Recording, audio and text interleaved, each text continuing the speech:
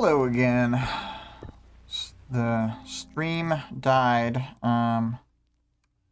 as it has been doing. Hopefully we can figure out how to get this to stop happening, but, you know, for now, we're just doing what we can.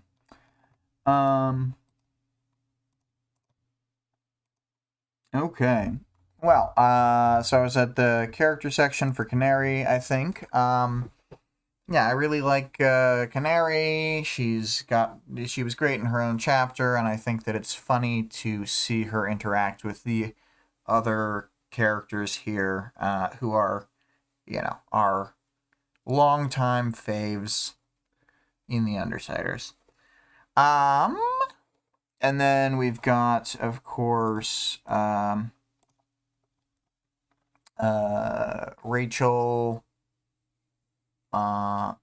messing with everybody.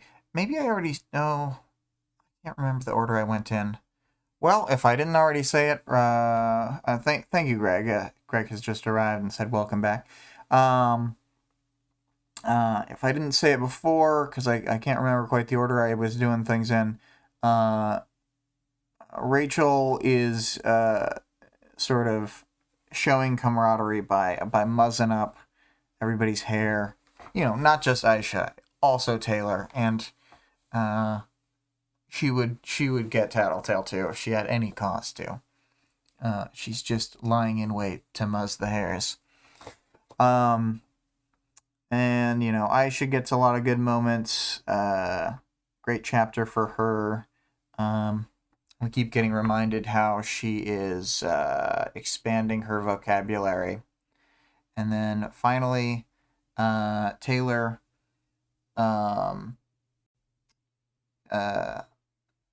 really, it's like I was saying during the chapter, she's really just showing resilience here, and whether it's through like not thinking about anything too hard, or just whatever it is, she's just ready for the conflict. And she's like, she simultaneously thought at one point in the chapter, like, oh, I was so arrogant to have thought that I could have done anything. And then she's also thinking at the same time, like, yep, just gotta get out there and get shit done. Pull the world back together with my own two hands. So she can hold sort of conflicting thoughts in her head at the same time. And not worry about it too hard.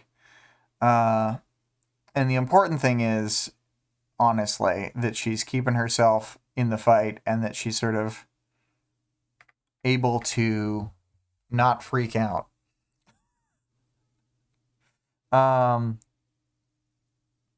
So, yeah, I think we can move on from the character section. I was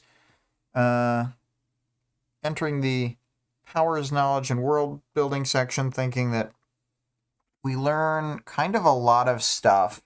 It's like everything that's been happening in the last few days, and like everyone's making moves at the same time, basically.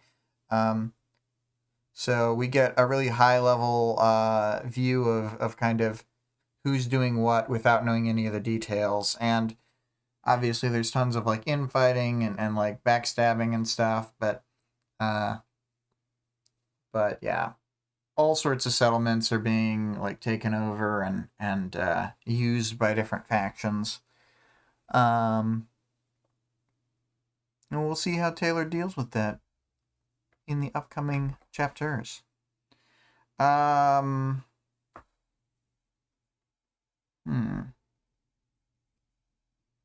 So, for specific stuff, I think it's interesting that they bring back the Dragon's Teeth like combat suits, and that they use it so that we can have like the body cam footage essentially.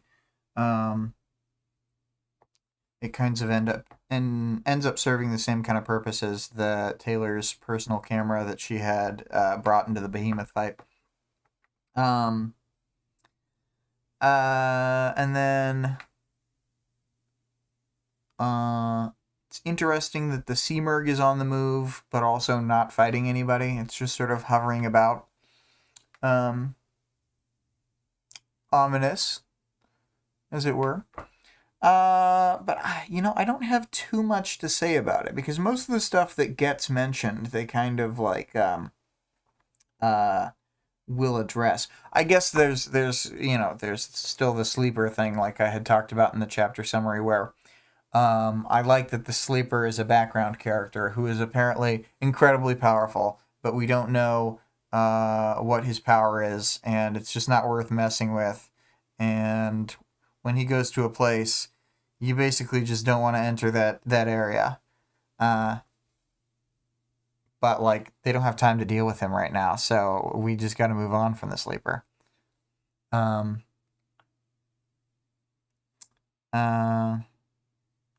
I will probably talk about the other people and things enough in the upcoming chapters. We don't gotta stay in this section any longer. Audience participation. So I had put in, does it seem like Taylor is more relaxed in this chapter than she normally is? And Vic wrote, it's because Amy made her 10% more chill for everyone else's sake. She seems silly. It's a silly goody, but I kind of think she was typing silly goofy this chapter, and is like, I'm Taylor again, even though this Taylor was never chill. Well, yeah. It is interesting that she's more chill now than she was when, like, relatively minor situations were happening. They were very, very personally harrowing, obviously, but this was also pretty personally harrowing, leading up to having to have your body rebuilt from the midpoint down. Anyway, it is interesting. It's like, after the shock of that loss, she's just like, well, whew, gotta get it together, girl. Anyway, I could not yet think of the question for the next chapter. Hopefully I will come up with something soon and post it on the Discord, and then I will talk about it at the top of the next episode. I'm gonna play a shortened amount of song. Greg says, body rebuilt from bugs, chill. Body rebuilt from cats and rats, endless stress. Yeah, well, this is just showing us that bug body is superior. So, yeah. The chillness comes from the bugs. Skip, like, ye far into the song, and I'm gonna read off those links that we always read off. This is a short part 2, but I really was trying to wrap it up right before OBS crashed, so what are you gonna do? The music used in both parts is Extinction by ScarlettXOX. Her Twitch channel can be found at twitch.tv/Scarlett_Rogue.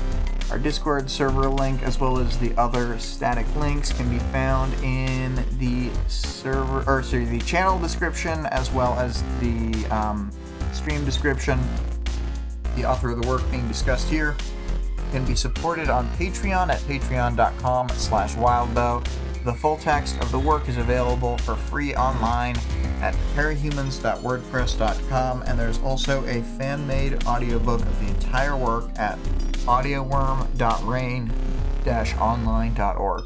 Although I will say, this time I listened to one of the alternate audiobooks, and I really liked her reading. I thought it was a better version of the conversation. So, I'm gonna keep giving it a try as we go. Anyway, I will see y'all on the next stream for 28.2. Cheers, Greg.